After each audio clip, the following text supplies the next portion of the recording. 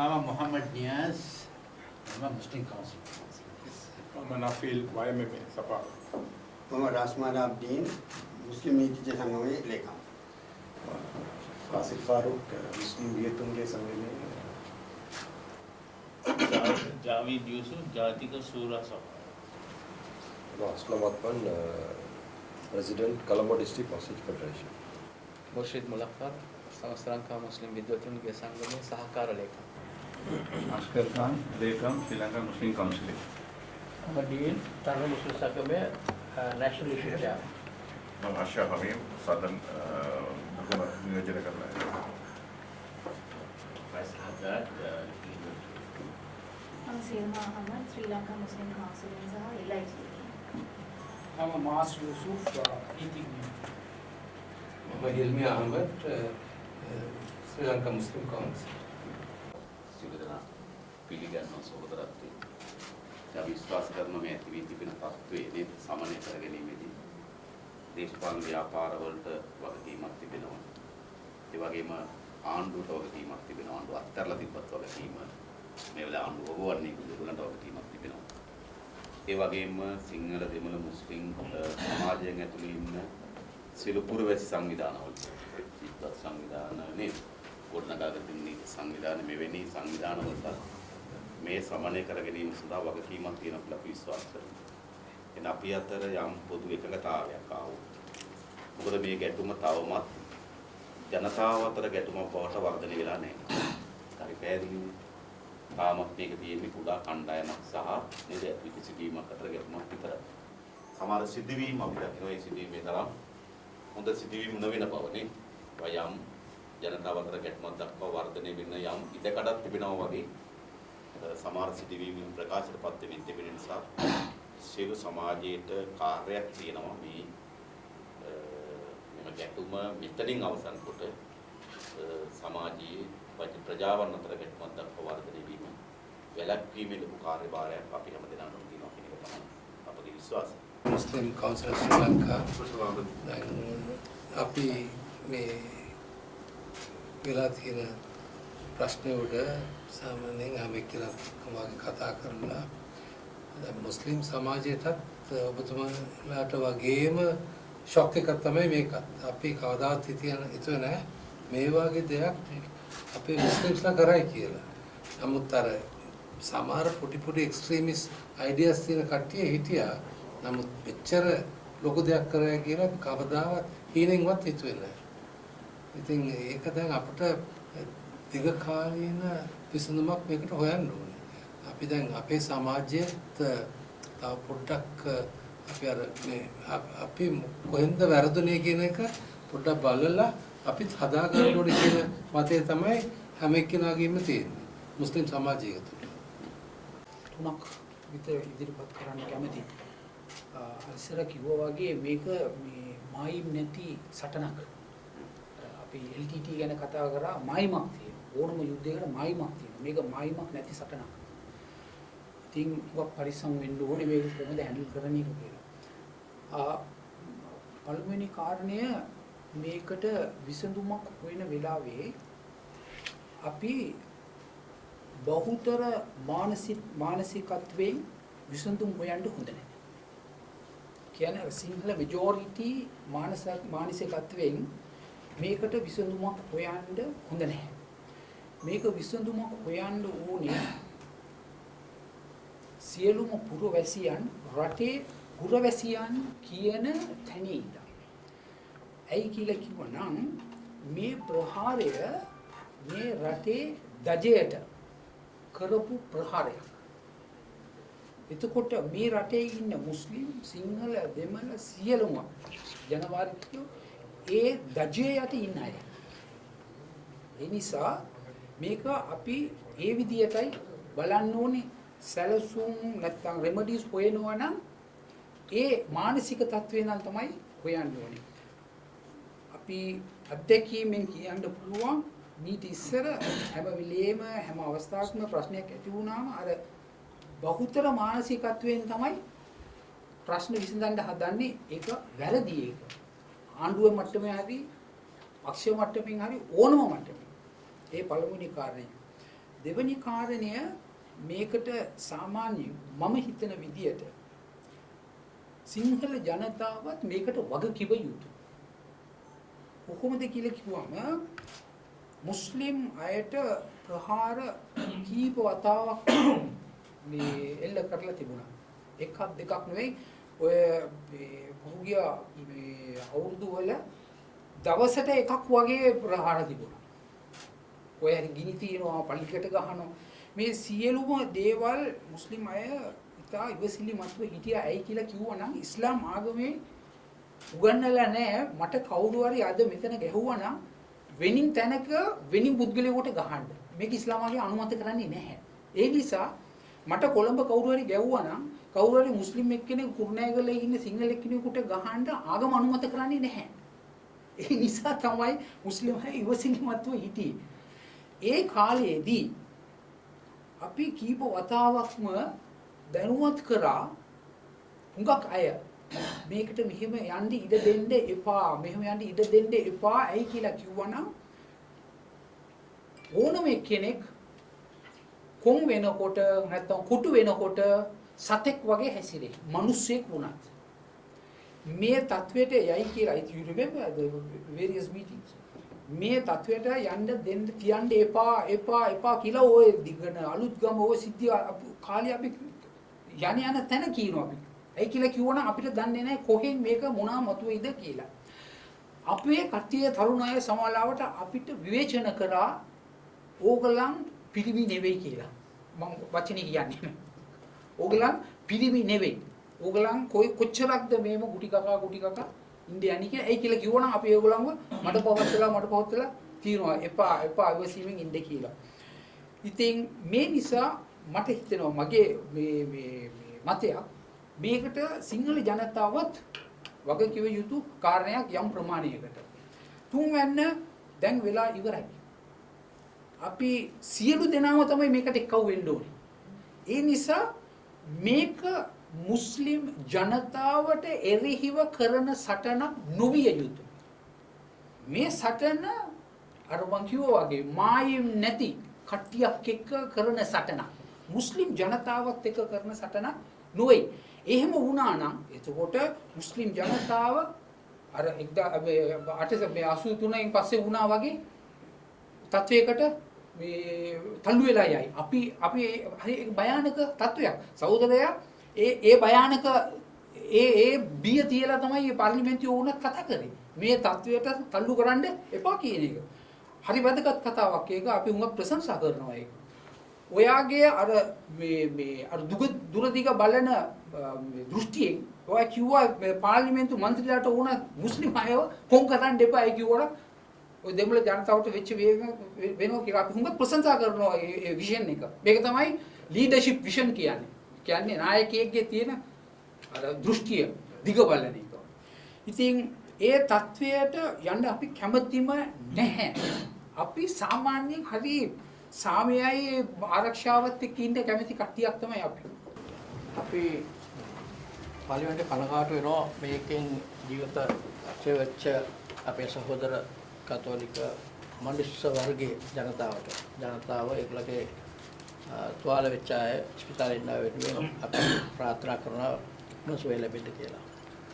දෙවිලක මේ වගේ ප්‍රශ්නයක් අපි කොහෙම අනුමත කරන්නේ ආගමික වුණත් හරි මානසික මේ වගේ තත්ත්වයක් අපි අනුමත කරන්නේ නැහැ. මේක අපි පිළිකුලව හිලා දක්වනවා. අනිත් එක මේ ත්‍රස්තවාද ප්‍රශ්නය ගත්තම මේක ජාත්‍යන්තර කෝණයෙන් අපිට බලන්න වෙලා තියෙනවා. මේ අපේ ලංකාවේ කට්ටියට මෙච්චර දුරක් කරන්න පුළුවන් කමක් නැහැ කියන එක අද සාමාන්‍යයෙන් හැම කෙනාම පිළි අරන් තියෙනවා. මේක ජාත්‍යන්තර ලින්ක් එකක් තියෙනවා. ඒ ජාත්‍යන්තර ISIS වගේ ආයතනයක ලින්ක් එකක් තියෙනකොට පෙන්ටගනකත් බේරගන්න බැරුණා. පෙන්ටගනකටත් බැරුණා. ඉතින් ඊට එහා අපි හිතන්න ඕනේ මේක අපිට මෙච්චර දුරට මේ ප්‍රශ්නේ එවිලා මෙතනින් මේ බෝම්බ වුණාන් පස්සේ මුස්ලිම් ජනතාව තමයි මෙතන මේගොල්ලන්ට පෙන්නලා දුන්නේ මේ හරිය සස්පිෂන් ගෙවල් තියෙනවා බෝම්බ තියෙනවා කියලා පෙන්නලා දුන්නේ අපේ බුද්ධාස හමුදාව ගිහිල්ලා රේඩ් කරන්නත් වුණා. ඒ අතරතුර දැන් ඊට පස්සේ වෙල කරන දැන් මර සර්ච් ඔපරේෂන් වල හුඟක් මිනිසුන්ට අනවශ්‍ය බියක් ඇති වෙලා තියෙනවා. අපි කැමති අපේ ගෙවල් සර්ච් කරනවට.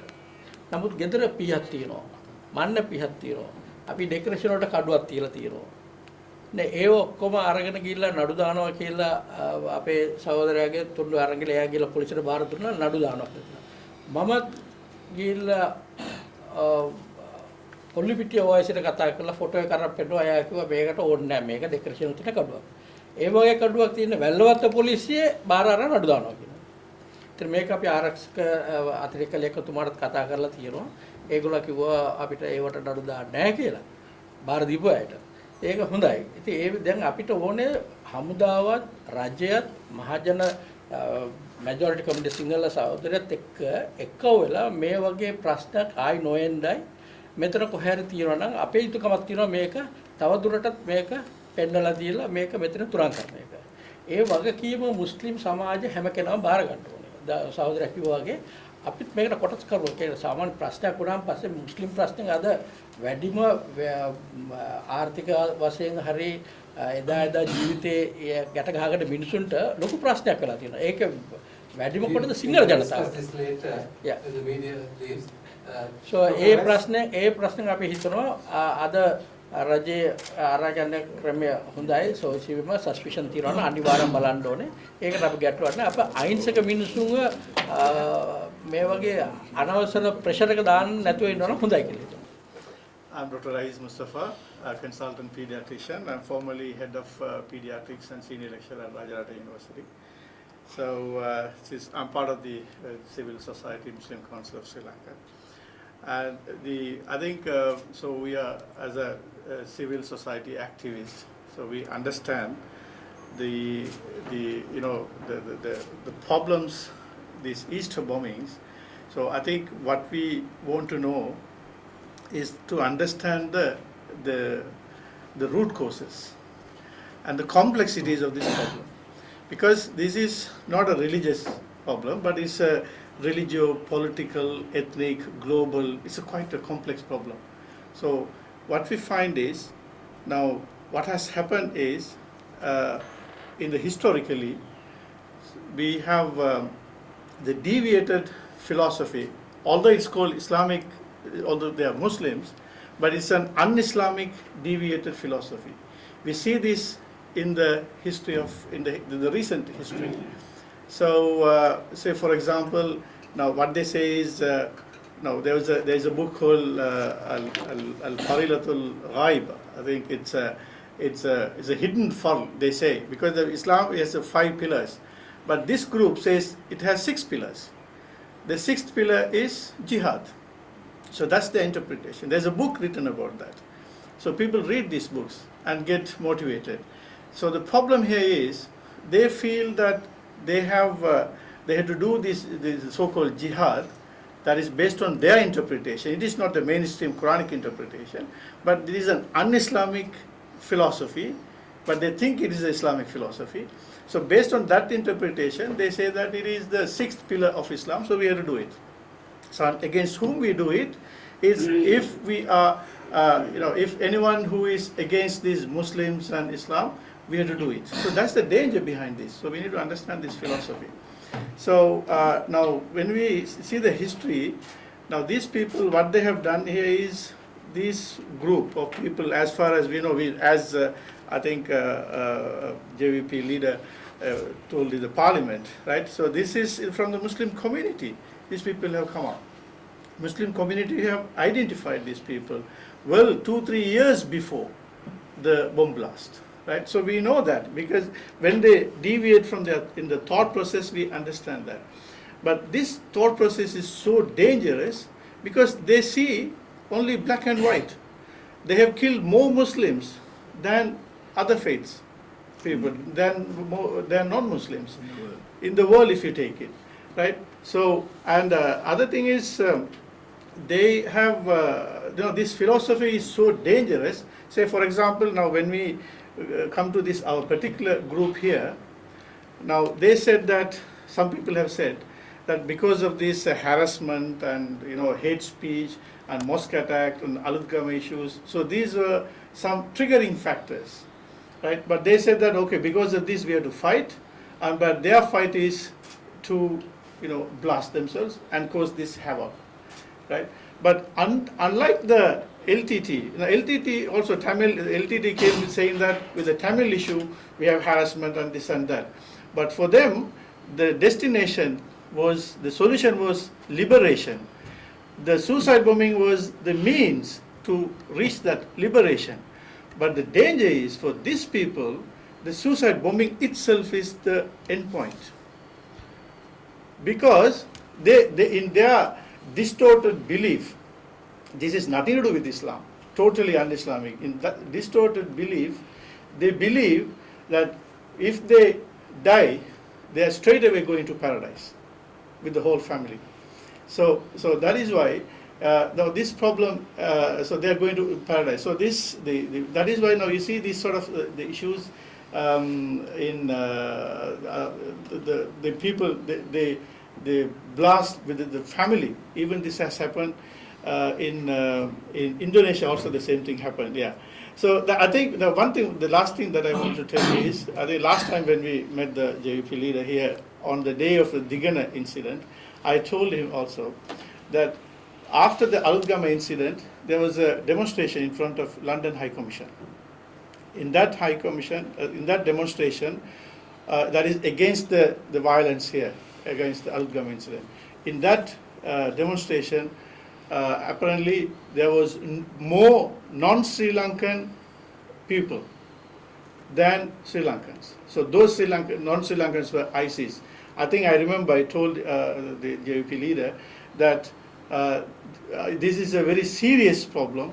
Unless we control all this hate speech and we address the coexistence issues in Sri Lanka, this ISIS will hijack this issue and will make so many more problems. I think I told that. So this is what has happened. I think it's we need to understand these complexities. So as a Muslim civil society, I think we have to work with the government. We are ready to work with the government to address this problem, because this is one of our the community issues there. So we have to. So we are ready to work with the government to address these issues. We actually condemn this attack that happened on the 21st of May, April, and it was a holy day for the Christian community as it was Easter Sunday. Actually, someone who practices pure Islam by praying 5 times a day in any of our masjids will not go to such an extent to do that. As such, we actually say that they are not Muslims, because what they have done, suicide is not something which is advocated nor encouraged in Islam. Thank you.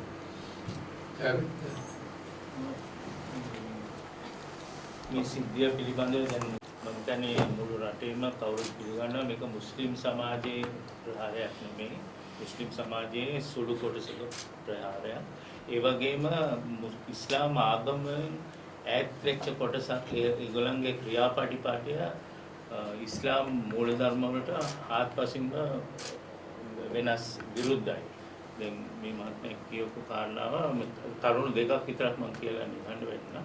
එකක් ඉස්ලාම් ආගමේ පැහැදිලිව තියෙනවා එක මිනිසෙක්ව මැරුවොත් ඒක මුළු මිනිස් සංහතියම මරණවට සමානයි කියලා. ඒ වගේම සියදිවි නසා ගැනීම පුද්ගලයෙක් තමන්ගේ මොන හේතුවට සියදිවි නසා ගත්තොත් ඒක බැරෑරුම් පාපයක්. ඒක ඉස්ලාම් ආගමෙන් කියනවා. ඉතින් තමන් දිවි මේ සියදිවි විනාශගෙන අහිංසක මිනිස්සු මරනවා නම් ඊට වඩා කොච්චර ලොකු පාපයක් කියලා අපිට තේරෙනවා. ඉතින් මේ සුළු කොටස කරපු ක්‍රියාපටිපාටිය මේ රටේ මුස්ලිම් සමාජයට කිසිසේත්ම සම්බන්ධ නැහැ. ඒගොල්ලන් නොයෙකුත් හේතු අපිට ඒක හොයන්න පුළුවන්. ඒගොල්ලන්ගේ යම්කිසි මානසික විකෘතියක් වෙලා තමයි මේව ක්‍රියාව වෙන්නේ. මොකද සාමාන්‍ය මිනිස්සු මේව ක්‍රියාව වෙන්නේ නැහැ. දැන් ඕනෑම අපරාධකාරයෙක් වුණත් අපරාධයක් කරනකොට පළමුවෙන්ම කරන්නේ තමන්ගේ පවුලයි ආරක්ෂා කරලා තමයි මේ ක්‍රියාවට බහින්නේ. මේක එහෙම නෙමෙයි.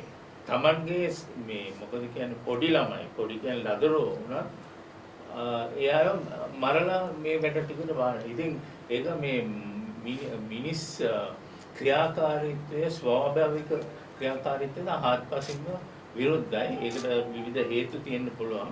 හැබැයි කෙටියෙන් මට කියන්න තියෙන්නේ මේකයි මේක මේ ඉස්ලාම් ධර්මයට හාත්පසින් වෙනස විරුද්ධයි. ඒ වගේම මේ මුස්ලිම් සමාජයට කිසි සම්බන්ධයක් නැහැ. මුස්ලිම් වියතුන්ගේ සංගමයෙන් පැත්තෙන් මම කතා කරන්නේ. අද මේ රටේ වෙලා තියෙන මේ මිලච්ච ක්‍රියාව මුස්ලිම් සමාජයේම හෙළන්නේ. අපි මේක පිළිගන්නේ මේ රටේ. ඉස්ලාම් ධර්මයත් එක්ක මේකට සම්බන්ධයක් තියෙනවද? කිසිම සම්බන්ධයක්. 2015 මුස්ලිම් වියතුන්ගේ සංගමය සිවිල් මේ මුස්ලිම් සමාජයත් එක්ක එකහුව වෙලා අපි ඩෙක්ලරේෂන් එකක් දුන්නා. මේ IS කියන්නේ ත්‍රස්තවාදී සංවිධානය. මෙගලන්ටයි ඉස්ලාම් ධර්මයටයි නබිසල්තුමාණන්ගේ වදන් වලට ප්‍රාණී තියෙන වැකිවලට කිසිම සම්බන්ධයක් නැහැ. ඒක ප්‍රෙස් රිලීස් එකක් කරලා ප්‍රෙස් කොන්ෆරන්ස් එකක් දීලා අපි පබ්ලිෂ් කළා. ඇයි මේ මුළු ලෝකේ අපි දන්න තරමට පළමුවෙන් මුස්ලිම් සංගමයක් මොවුන්ට එරෙහිව මේ වගේ ඩෙක්ලරේෂන් එකක් කරපු 2005. අපිට පස්සේ තමයි සෞදි අරේබියා වගේ රටවලුත් මොවුන්ට එරෙහිව මෙහෙම ස්ටෑන්ඩ් එකක් ගත්තේ. ඉතින් අපි කියන්න කැමති ශ්‍රී ලාංකීය මුස්ලිම් වරුන් වශයෙන් මේ වෙලා තියෙන දෙයටයි ඉස්ලාම් ධර්මයටයි කිසිම සම්බන්ධයක් නැහැ.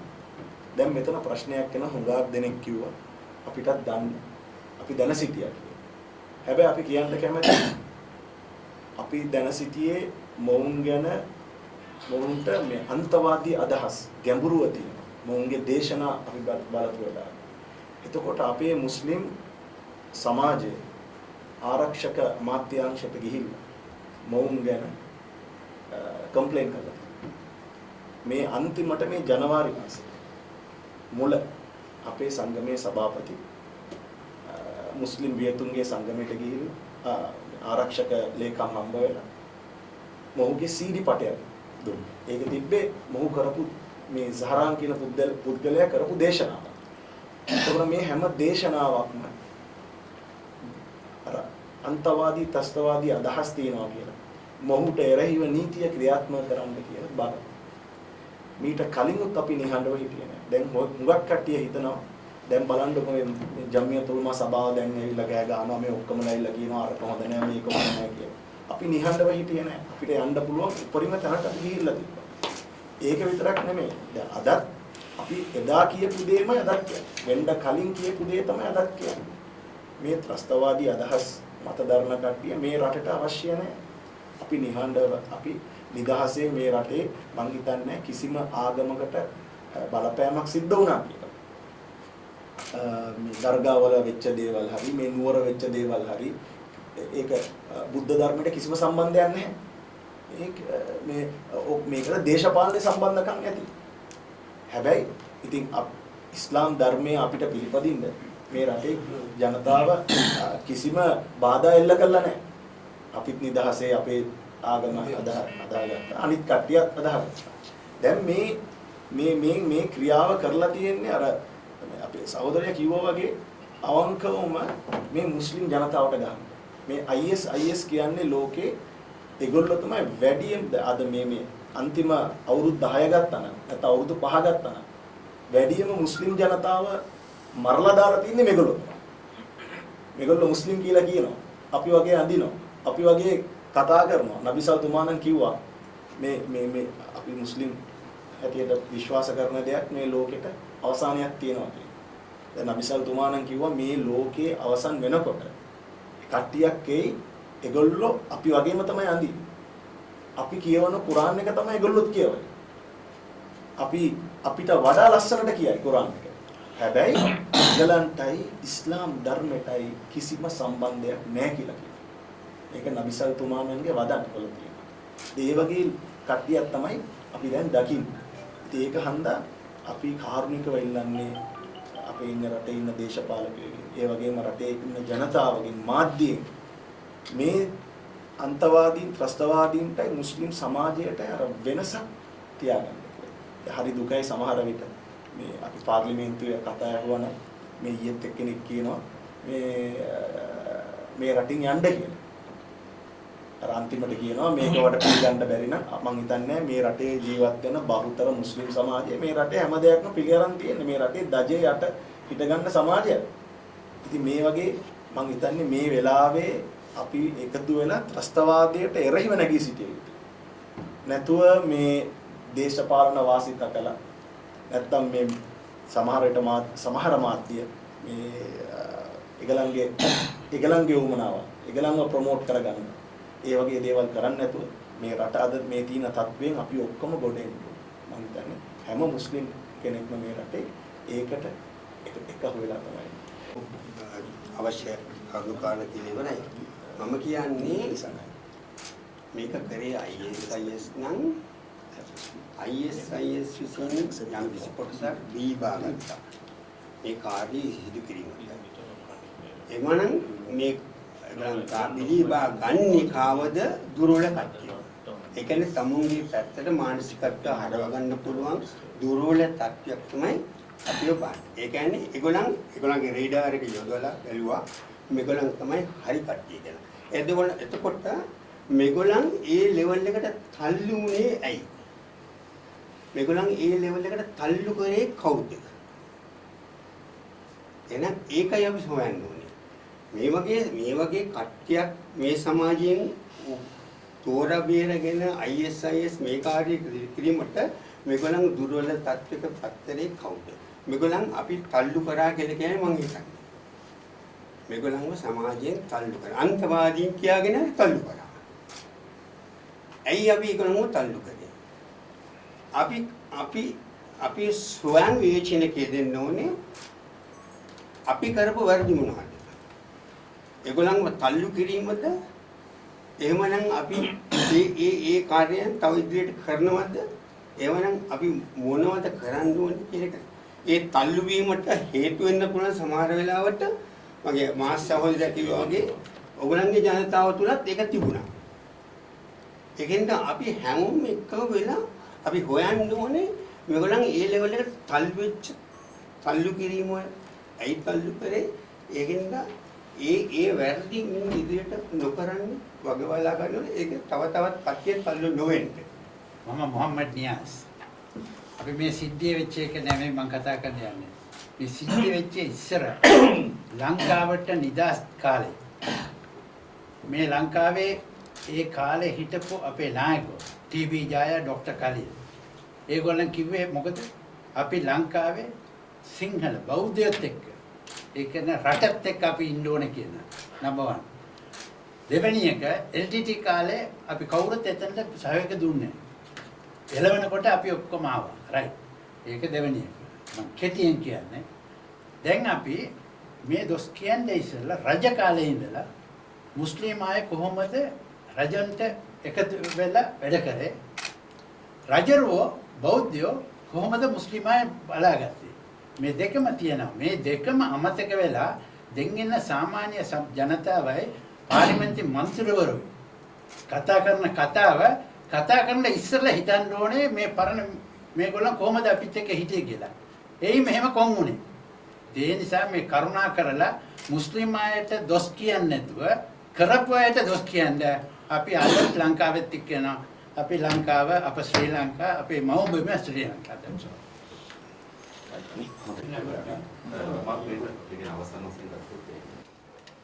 එක අපරාධකරුවෙක් තමයි මේ ඝාතනයට හවුල්ලුවන් මේ ඝාතනයට සහාය දුන්නා මේ ඝාතනය සිදු කරපුවා.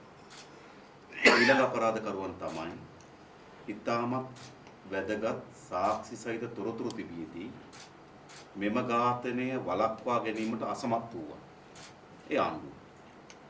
ඒ නිසා මේකට අපරාධකරුවන් දෙදෙනෙක්ගෙන් සමන්විත ඝාතනයක්.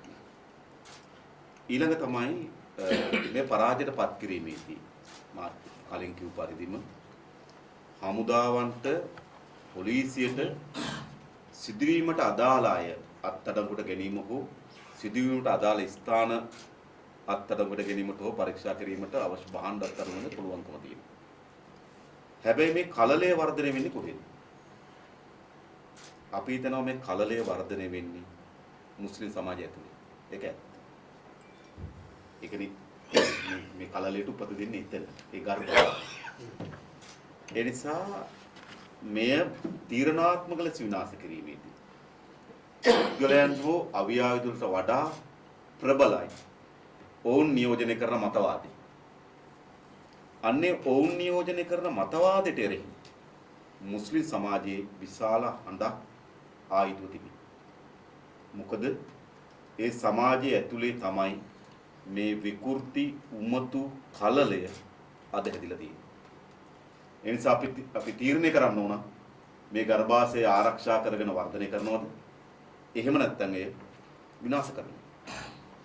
ඒ නිසා මම හිතන්නේ මුස්ලිම් සිවිල් සංවිධානය හැටියට ඒ වගේම ආගමික සංවිධානයට ඒ දේශපාලන නායකත්වයට විශාල වගකීමක් තියෙනවා. මෙවැනි අන්තවාදී මතවාදයක් වර්ධනය වීමට ඉඩකඩ ලබා නොදී ඒ පරාජයට පත් කළේ. එහෙම නැත්නම් මේක යලි සිදුවීමට තියෙන ඉඩකඩ වැඩි. මොකද මේක ව්‍යාපාරයක් සන්නද්ධ ක්‍රියාදාමයකට වඩා වෙනස් සංගීතයක් මේකේ තියෙන නිසා. ඒ වගේම අපි පිළිගන්නවා එක් අන්තවාදයක් පරාජයට පත් කළ හැකි වන්නේ තව අන්තවාදයකින් නෙවෙයි. අන්තවාදී ස්වභාවයම තමයි එක් අන්තවාදයක් විසින් තව අන්තවාදයක් පෝෂණය කරනවා. එක් ජාතිවාදයක් විසින් තව ජාතිවාදයක් පෝෂණය කරනවා. එක් ආගමික අන්තවාදයක් විසින් තව ආගමික අන්තවාදයක් පෝෂණය කරනවා. අන්තවාදයේ ජාතිවාදය කියලා කියන්නේ එකිනෙකාට සේවය කරමින් වර්ධනය වෙනවා. ඒ නිසා මේම ක්‍රියාදාමයේ පරාජයට පත් කිරීම සඳහා අපේ පැත්තෙන් අපේ මැදිහත් වීම තිබෙන්නේ කිසිදු වර්ගී ජාතික හෝ ආගමික හෝ අන්තවාදයක් මතුවීමට ඉඩ කඩ ලබා නොදෙමින් තමයි මේ පරාජයට පත් කළ හැකි වන්නේ. එහෙම නැත්නම් සමහර විට මේ පරාජයට පත් කිරීම සඳහා ගන්න ක්‍රියාමාර්ගම වෙන්න පුළුවන් මේ පෝෂණය වෙන්නේ. මේ වර්ධනය වෙන්නේ. ඒ නිසා මම හිතනවා දේශපාලන ව්‍යාපාරයකට අපේ අභිප්‍රායම තමයි මේ පරාජයට පත් කළ යුතු වන්නේ එක් ආගමික අන්තවාදයක් පරාජයට පත් කළ හැකි වන්නේ තව ආගමික අන්තවාදයකින් හෝ ජාතිවාදයකින් නෙවෙයි. කවර වර්ගයේ අන්තවාදයක් හෝ පරාජයට පත් කළ හැකි වන්නේ ජාතික සමගිය හැමදෙනාගේ අයිතිය පිළිගැනීමෙන් විතරයි.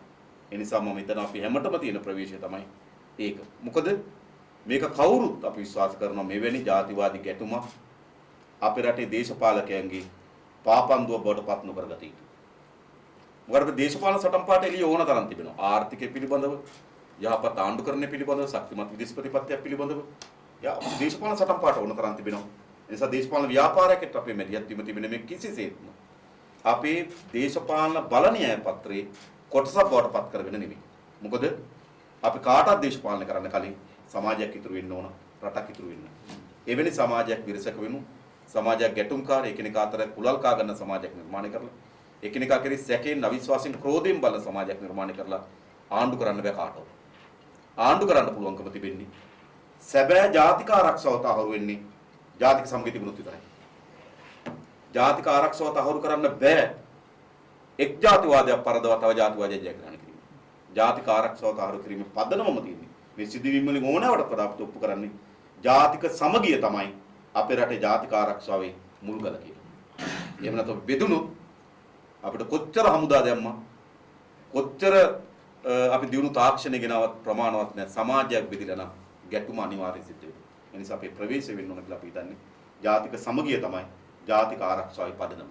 ඒ පදනමෙන් තමයි දේශපාලන ව්‍යාපාරයකට අපේ පැත්තෙන් අපේ මැදිහත් වීම සකස් කරගෙන තිබෙන්නේ.